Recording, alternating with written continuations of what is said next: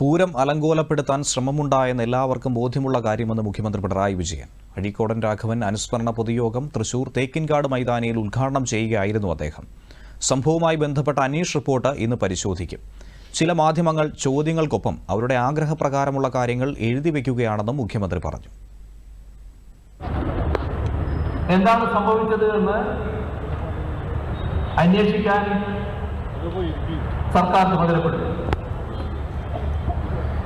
ആ അന്വേഷണ റിപ്പോർട്ട് 24-നുള്ളിൽ ലഭിക്കണം എന്ന് മുഖ്യമന്ത്രി എന്ന നിലയ്ക്ക് ഞാൻ ഉത്തരവ് കൊടുത്തിട്ടുണ്ട്. ദിലീപിയുടെ കയ്യിൽ എത്തി എന്ന് പത്രവാർത്ത വന്നിട്ടുണ്ട്. ആ റിപ്പോർട്ടിൽ എന്താണെന്ന് എനിക്കിപ്പോൾ അറിയില്ല. നാളെ എത്തിക്കഴിഞ്ഞാൽ അതിൻ്റെതായ മാർഗത്തിൽ എൻ്റെ കയ്യിൽ എത്തുകയും. പക്ഷേ ആ റിപ്പോർട്ട്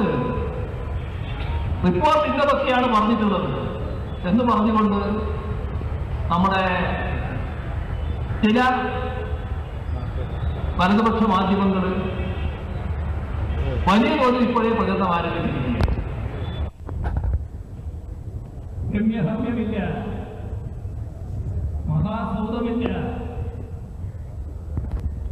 സ്വന്തം വീടില്ല.